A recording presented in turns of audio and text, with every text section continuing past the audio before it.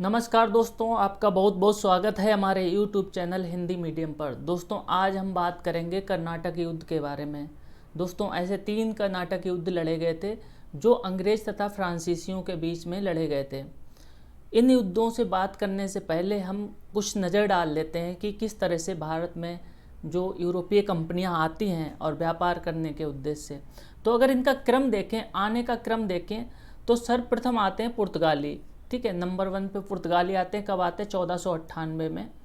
और ये अपनी पहली व्यापारिक कोठी बनाते हैं कोचीन के पास। ठीक है, कोचीन में अपनी पहली व्यापारिक कोठी बनाते हैं 1503 में। और ये कोचीन कहाँ पड़ता है दोस्तों? केरल में पड़ता है, क्योंकि ये कालीकट बंदरगाह पर आए थे।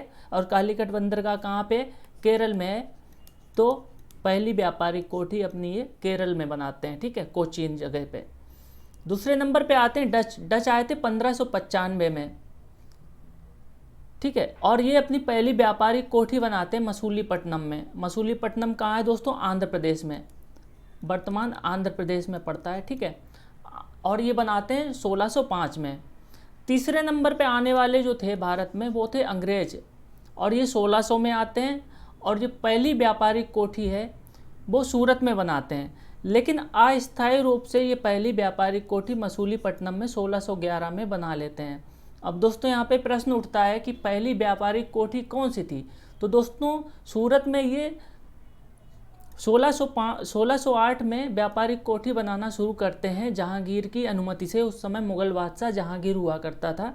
ठीक है, लेकिन किन्हीं कारणों से वो अनुमति रद्द कर दी जाती है। इसके बाद इनको दोबारा अनुमति मिलती है 1613 में, तब जाकर सूरत की जो व्यापारिक कोठी थी वो तैयार होती है। अगर दोस्तों पूछे स्थायी कोठी कौन सी थी, तो सूरत थी। अस्थायी कोठी जो थी वो मसूलीपट्टनम थी, जो बनकर तैयार हुई थी 1611 में। ठीक है, तो कंफ्यूज मत होइएगा बिल्कुल भी। चौथे नंबर पे आते हैं हमारे फ्रांसीसी। ठीक है, जो आते हैं 1664 में और अपनी व्यापारिक कोठी वहीं बनाते हैं जहां अंग्रेजों ने अपनी व्यापारिक कोठी बनाई थी, यानी कि सूरत में। और ये 4 साल बाद 1668 में अपनी व्यापारिक कोठी बना लेते हैं। दोस्तों होता यूँ है कि पुर्तगाली और डच थे धीरे धीरे प्रतिस्पर्धा में पिछड़ जाते हैं और अंग्रेज जीतते चले जाते हैं। ठीक है, इसके बाद 1664 में फ्रांसीसी आते हैं। अब 2 ही शक्तियाँ बची थीं बहुत सारे युद्धों के बाद। ठीक है, डच भी ख़त्म हो गए थे भारत से। अब सिर्फ व्यापारिक उद्देश्य रह गए थे थोड़े बहुत। पुर्तगाली भी सिमट कर रह गए थे कुछ क्षेत्रों में। अब 2 प्रमुख शक्तियाँ थीं जो काफ़ी ताकतवर थीं, जो यूरोप की शक्तियाँ थीं, जो यूरोप में भी ताकत रखती थीं, यूरोपियन कॉन्टिनेंट में, और भारत में भी वो ताकत रखती थीं। तो इनके बीच प्रतिस्पर्धा होना लाजमी था। ठीक है, तो इसी क्रम में बहुत सारे कारण थे जो इनके बीच कई सारे युद्ध लड़े गए। ठीक है, तो इनके बारे में चर्चा कर लेते हैं। आइए चलते हैं। तो कर्नाटक युद्ध में चर्चा करेंगे कि 3 कर्नाटक युद्ध लड़े गए। इनके कारण क्या थे? कारण बहुत ही लाजमी थे कि सर्वोच्चता को लेकर जो युद्ध चल रहे थे, इनके बीच जो प्रतिस्पर्धा चल रही थी, चाहे वो व्यापार को लेकर या राजनीतिक शक्ति को लेकर, जो यूरोप में प्रतिस्पर्धा चल रही थी वो यहाँ पर भारत में भी देखने को मिलती है। तो दोस्तों क्वेश्चन कहाँ से बनता है? हमारे ऑब्जेक्टिव बनते हैं इन 3 युद्धों से। तो हम ज़्यादा डिटेल में बात ना करते हुए हम बात करेंगे कि प्रथम कर्नाटक युद्ध कब से कब तक लड़ा गया। तो प्रथम कर्नाटक युद्ध आपका लड़ा गया 1746 से 48 के बीच। कलर चेंज कर लेते हैं। ये लड़ा गया आपका 1746 से 48 के बीच प्रथम कर्नाटक युद्ध लड़ा गया। इसका कारण क्या था? इसका कारण, मेन कारण जो था, ऑस्ट्रिया में उत्तराधिकार युद्ध। ठीक है, ऑस्ट्रिया एक जगह है यूरोप में, एक देश है इस समय। तो वहाँ पर 1740 में उत्तराधिकार का युद्ध छिड़ जाता है और इस युद्ध की लपटें ब्रिटेन और फ्रांस तक जाती हैं, और फ्रांस और ब्रिटेन अलग अलग गुटों में आपस में भिड़ते हैं, और ये युद्ध चलता रहता 1748 तक। ठीक है, तो ये इसका कारण था। और ये समाप्त कब होता है? जब यूरोप में एक जगह एक्सला-शाफेल की संधि होती है 1748 में। तो यूरोप में युद्ध समाप्त होता है, और उसी के साथ साथ भारत में भी जो युद्ध चल रहा था कंपनियों के बीच में वो समाप्त हो जाता है। दोस्तों सर्वप्रथम हम बात करेंगे कि ये युद्ध कब कब लड़े गए। तो द्वितीय कर्नाटक युद्ध 1749 से 54 तक लड़ा गया। 48 में युद्ध बंद होता है, लेकिन फिर 1 साल बाद युद्ध शुरू हो जाता है पुनः, ठीक है। फिर तृतीय कर्नाटक युद्ध कब लड़ा गया? 56 से 63, यानी कि 2 साल रुकते हैं, फिर लड़ाई में लग जाते हैं दोनों। अब इनके कारण पर नज़र डालते हैं। पहले युद्ध का तो कारण था ऑस्ट्रिया का उत्तराधिकार युद्ध। दूसरा कारण स्थानीय कारण था। क्या कारण था? कि हैदराबाद तथा कर्नाटक के उत्तराधिकार को लेकर गुटबंदी। दोस्तों, हम इन्हें कर्नाटक युद्ध क्यों बोलते हैं? कर्नाटक युद्ध क्यों बोला जाता है? क्योंकि उस समय मुगलों का शासन था हमारे देश पे, ठीक है। और एक दक्कन का सूबा होता था, दक्कन का सूबा। उस दक्कन के सूबे के अंतर्गत एक कर्नाटक एक परगना था, ठीक है, एक राज्य था, ठीक है। तो उस राज्य में ही ये युद्ध लड़े गए, उस राज्य में ही युद्ध लड़े गए। और कर्नाटक क्षेत्र के अंतर्गत पौंडीचेरी तथा मद्रास आते थे उस समय। मद्रास तथा पौंडीचेरी उस कर्नाटक क्षेत्र के अंतर्गत ही आते थे। तो ये जगह के हिसाब से इनको कर्नाटक युद्ध बोलते हैं, ठीक है, ध्यान रखिएगा। दूसरा कारण क्या था? हैदराबाद तथा कर्नाटक में उत्तराधिकार को लेकर गुटबंदी चल रही थी, ठीक है। तीसरा कारण क्या था तीसरे युद्ध का? कि यूरोप में एक सप्तवर्षीय युद्ध शुरू हो जाता है फ्रांस तथा ब्रिटेन के मध्य। और ये कब से कब तक चलता है? 1756 से 1763 तक। और इसके साथ क्या होता है? पेरिस की संधि होती है दोनों देशों के बीच में 1763 में। और इसके साथ ही साथ क्या होता है? यूरोप में युद्ध समाप्त हो जाता है, और साथ ही साथ भारत में भी युद्ध की समाप्ति की घोषणा हो जाती है। तो हमेशा ऑब्जेक्टिव बनता है कि एक तरफ युद्ध दिया रहता है और दूसरी तरफ वर्ष दे दिया रहेगा कि प्रथम कर्नाटक युद्ध कब लड़ा गया, या द्वितीय कर्नाटक युद्ध कब लड़ा गया, तृतीय कर्नाटक युद्ध कब लड़ा गया। या तो फिर इस तरह ऑब्जेक्टिव बनता है कि युद्ध दिया रहेगा और कारण दिया रहेगा कि ऑस्ट्रेलिया का उत्तराधिकार जो युद्ध था उसके कारण कौन सा युद्ध भारत में लड़ा गया, या हैदराबाद और कर्नाटक के उत्तराधिकार को लेकर जो युद्ध लड़ा गया था वो कर्नाटक का कौन सा युद्ध था, पहला था, द्वितीय था या तृतीय था, ठीक है।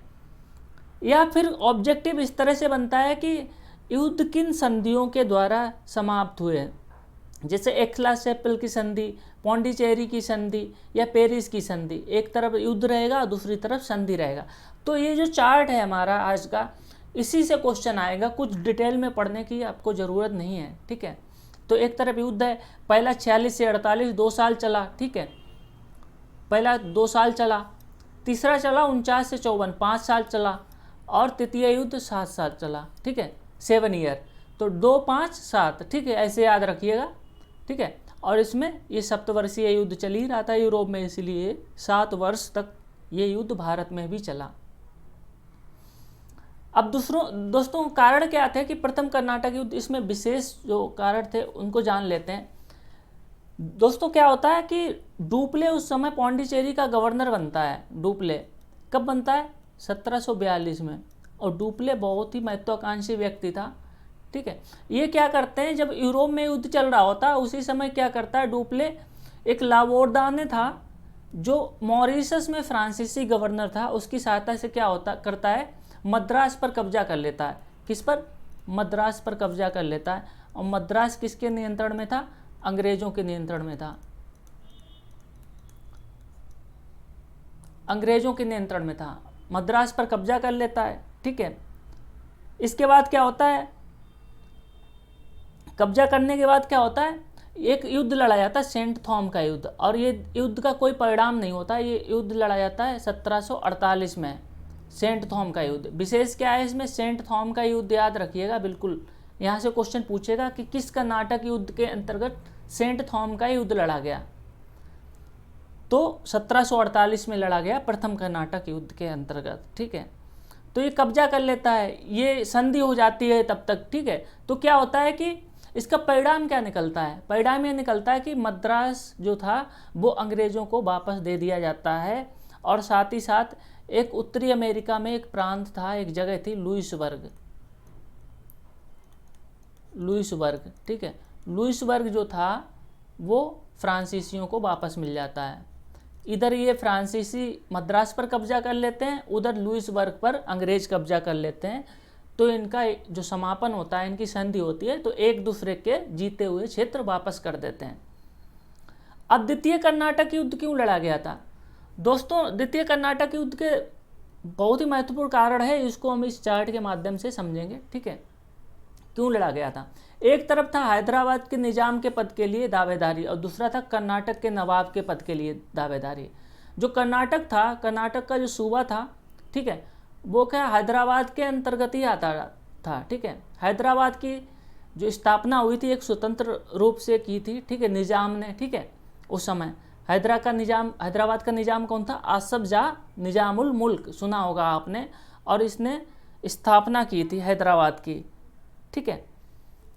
तो होता है हैदराबाद का निजाम की मृत्यु हो जाती है, तो उस समय क्या होता है, निजाम का पुत्र, ठीक है, नासिर जंग और निजाम का पौत्र मुजफ्फर जंग, इनके बीच उत्तराधिकार को लेकर युद्ध शुरू हो जाता है, और जिसमें अंग्रेज तथा फ्रांसीसी एक एक व्यक्ति को, एक एक गुट को समर्थन करते हैं। तो मुजफ्फर जंग को कौन समर्थन करता है? फ्रांसीसी, और नासिर जंग को अंग्रेज समर्थन करते हैं। इसके साथ ही साथ क्या होता है, कर्नाटक में भी नवाब पद के लिए दावेदारी शुरू हो जाती है। एक तरफ थे चंदा साहब और दूसरे तरफ थे अनवरुद्दीन। अनवरुद्दीन जो मारा जाता है, इसके बाद उसका पुत्र जो था मोहम्मद अली, वो उत्तराधिकार की दावेदारी में शामिल हो जाता है। तो इस तरह ये गुटबंदी चल रही थी। इसी गुटबंदी में दोनों शक्तियां जो थी, फ्रांस और अंग्रेज, दोनों शक्तियां शामिल थीं, ठीक है। तो ये सारे कारण थे जो द्वितीय जो युद्ध था कर्नाटक का, वो लड़ा गया था। अब द्वितीय कर्नाटक युद्ध में एक अंबूर का युद्ध होता है, ये विशेष है, ठीक है। इसको याद रखिए, पूछा जाएगा कि अंबूर का युद्ध कब लड़ा गया था, तो 1749 में लड़ा गया था द्वितीय कर्नाटक युद्ध में। अब क्या होता दोस्तों, तृतीय कर्नाटक युद्ध की बात कर ले। तृतीय कर्नाटक युद्ध क्यों लड़ा गया था? तृतीय कर्नाटक युद्ध इसलिए लड़ा गया था क्योंकि यूरोप में सप्तवर्षीय युद्ध शुरू हो गया था अंग्रेज तथा फ्रांसीसियों के बीच में, ठीक है। तो उस समय क्या होता है, इसी के अंतर्गत एक वांडीवास का युद्ध भी लड़ा गया 1760 में, और ये ऐसा युद्ध था जिसमें फ्रांसीसियों की हार होती है, फ्रांसीसियों की हार होती है, और इसी के साथ ही बोरिया बिस्तर सिमट जाता है फ्रांसीसियों का। अब कुछ बस्तियों तक ही सीमित रह जाते हैं फ्रांसीसी। जो पौंडीचेरी की बस्तियां थीं, जैसे पौंडीचेरी हो गया आपका, कराईकल हो गया, माहे हो गया और एनम, जो आज भी पौंडीचेरी राज्य के अंतर्गत आते हैं, पौंडीचेरी केंद्र शासित प्रदेश के अंतर्गत ये बस्तियां आज भी आती हैं। तो इसमें और विशेष क्या था, अंग्रेज कमांडर था सर आयरकूट और फ्रांसीसी कमांडर था काउंट लाली। क्योंकि द्वितीय युद्ध था कर्नाटक युद्ध, इसमें क्या होता है, डुप्ले को वापस बुला लिया जाता है, डुप्ले को वापस बुला लेती है फ्रांस सरकार, ठीक है, कि आप आ जाओ, बहुत ज़्यादा युद्ध हो गया, बहुत ज़्यादा लड़ाई हो गई, अब वापस आ जाओ तुम, ठीक है। तो ये फ्रांसीसियों की बहुत बड़ी भूल भी थी कि डुप्ले को वापस बुला लिया, क्योंकि अभी तक जो युद्ध हुए थे कहीं ना कहीं फ्रांसीसी जो थे वो भारी पड़ रहे थे अंग्रेज़ों पे।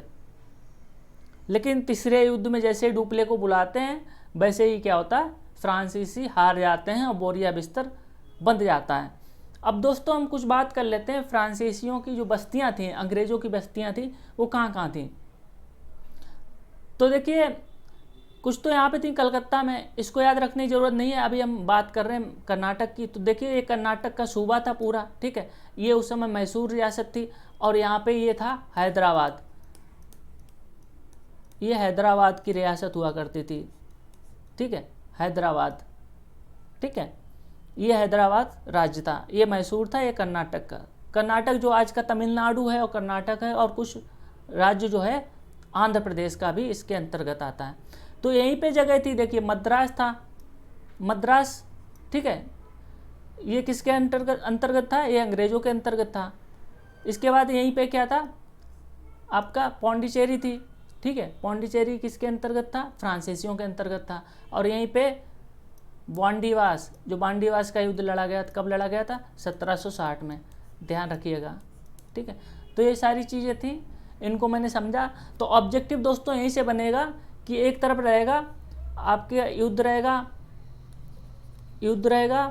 दूसरी तरफ क्या पूछ लेगा, डेट पूछ लेगा आपका, ठीक है, वर्ष पूछ लेगा आपको, या फिर संधि पूछ लेगा, या फिर कारण पूछ लेगा, और ज़्यादा डीपली जाएगा तो फिर युद्ध पूछ लेगा कि कौन सी लड़ाई लड़ी गई, ठीक है। यहीं से क्वेश्चन बनेगा दोस्तों, ठीक है। तो हमारा वीडियो अच्छा लगा हो तो आप इस वीडियो को लाइक करें, अगर आप चैनल पर नए हो तो चैनल को सब्सक्राइब करें। धन्यवाद।